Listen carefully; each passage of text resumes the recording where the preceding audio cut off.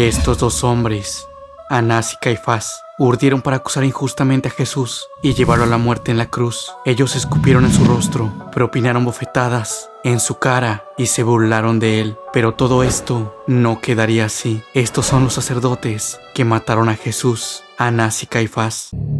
Una producción oficial de...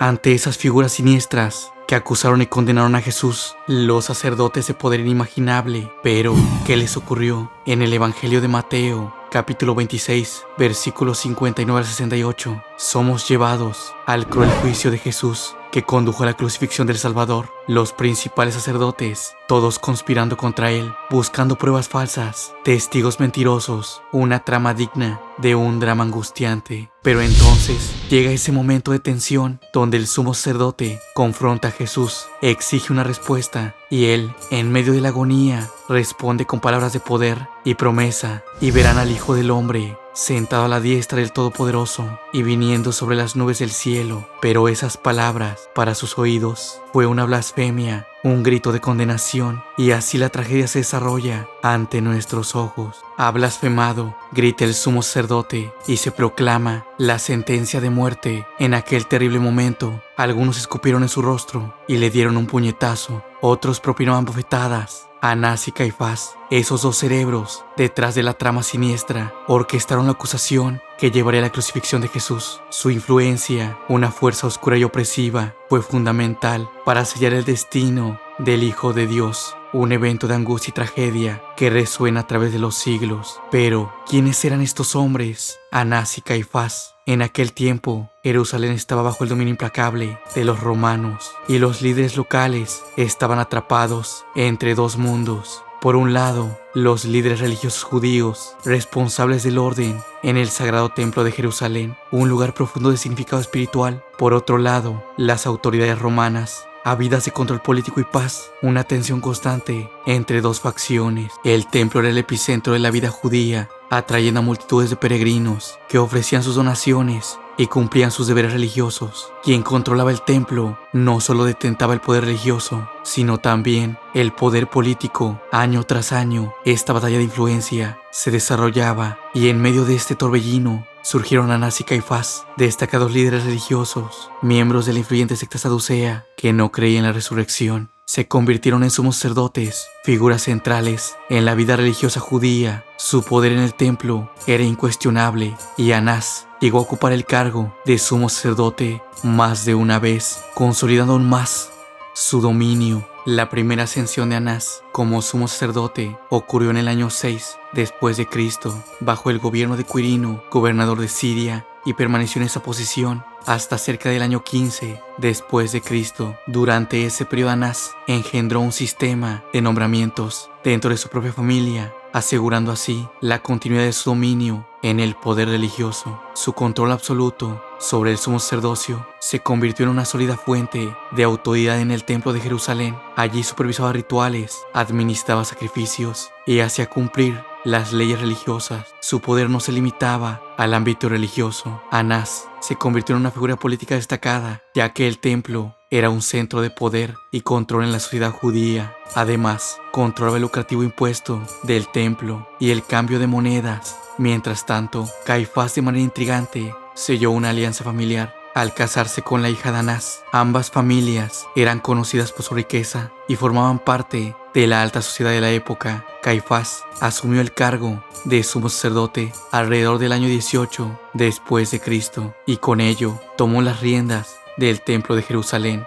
y de la comunidad judía en su conjunto. Aunque Anás ya no ostentaba el título de sumo sacerdote, su influencia permanecía innegable. El matrimonio de Caifás con la hija de Anás creó una especie de dinastía que continuó ejerciendo un control sustancial sobre los asuntos religiosos y políticos en Judea. Una de las apariciones más destacadas de Caifás en la Biblia está intrínsecamente ligada a la siniestra trama para matar a Jesús. En el Evangelio de Juan, en el capítulo 11, presenciamos el asombroso momento en que Jesús realiza el milagro de resucitar a su amigo en un momento de profunda fe y asombro. Sin embargo, la noticia de este milagro se propaga y aquellos que son testigos del poder de Jesús quedan divididos. Algunos creen en él, pero otros, motivados por intereses oscuros, buscan a los fariseos para informar lo que han presenciado, y así los principales sacerdotes y fariseos se reúnen angustiados por la popularidad de Jesús y por el miedo a la reacción de los romanos. Caifás, el sumo sacerdote de ese año, alza su voz. Él argumenta que es mejor que un hombre muera por el pueblo que toda la nación perezca. Caifás, de manera profética, prevé que Jesús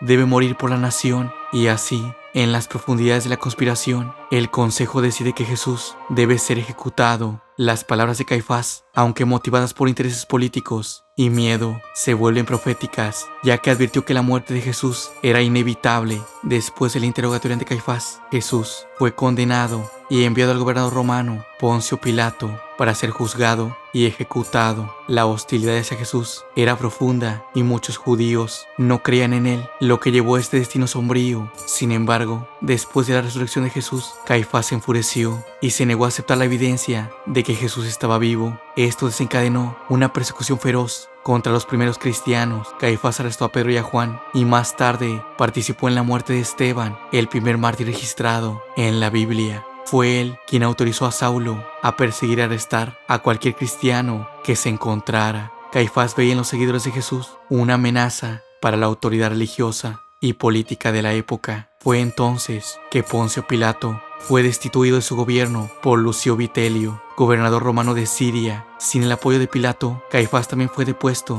del cargo de sumo sacerdote. Esto marcó el fin de un periodo excepcional, largo de 18 años, en el que ocupó esta posición. Con la deposición de Caifás, las tensiones entre judíos y romanos comenzaron a aumentar. Aunque los gobernadores romanos tenían poca simpatía por los líderes judíos, ambos lados cooperaban para mantener la estabilidad del gobierno. Sin embargo, esta relación se deterioró con el tiempo. Detrás de Caifás estaba el poderoso clan de la familia Anás, los Benjamín, que dominaron el escenario religioso y político de Jerusalén durante toda la vida de Jesús. La memoria de esta familia es la de un grupo voraz que utilizaba intrigas, presiones y maquinaciones para monopolizar las posiciones más influyentes y lucrativas en el templo. Se sospecha que el comercio de animales, un negocio lucrativo, era controlado por la familia de Anás. Los miembros del clan tenían tiendas y negocios en Jerusalén, lo que ampliaba aún más su influencia. Jesús, al expulsar a los mercaderes y cambistas del templo, desafió este poder y los acusó de convertir el lugar en una cueva de ladrones, lo que podría haber aumentado la hostilidad hacia él. Los Benjamín, liderados por Anás, eran la familia más poderosa y opulenta de la aristocracia sacerdotal. El destino de Anás y Caifás fue desafortunado. Caifás fue asesinado durante la captura de Jerusalén por los romanos mientras intentaba defender el templo sagrado. Trágicamente, el templo profetizado por Jesús fue destruido, fue de hecho arrasado por las fuerzas romanas, resultando en una tragedia que Flavio Josefo describió como una de las mayores de la historia. La destrucción del templo de Jerusalén fue vista por algunos teólogos judíos como un castigo divino debido a la arrogancia y al odio que se había infiltrado en la sociedad judía de la época. El destino de Anás, el hombre influyente de la familia Anás, permanece envuelto en misterio y tragedia. Según un historiador, Anás era considerado el hombre más afortunado, ya que tuvo 5 hijos y cada uno de ellos alcanzó el cargo de sumo sacerdote. Incluso Anás disfrutó del privilegio de ser sumo sacerdote por un tiempo. Sin embargo, estas conquistas pueden haber sido vistas de manera controvertida, como lo indicaba el Talmud, que maldecía a los hijos de Anás y destacaba sus posiciones de poder e influencia. Algunos textos de la tradición y las costumbres de la primera comunidad cristiana afirman que Anás murió de manera trágica, golpeándose la cabeza contra la pared al darse cuenta de su papel en la conspiración para matar al Mesías.